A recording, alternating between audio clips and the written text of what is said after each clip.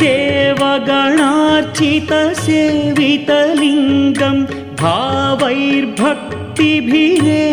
च लिङ्गं दिनकरकोटिप्रभाकरलिङ्गं तत्प्रणमामि सदा शिवलिङ्गम् अष्टदलोपरिवेष्टितलिङ्गं सर्वसमुद्भवकारणलिङ्गम्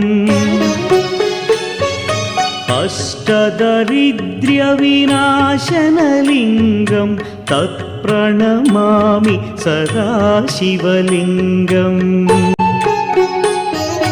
सुरगुरुसुरवरपूजितलिङ्गं सुरवनपुष्प सदार्चितलिङ्गम्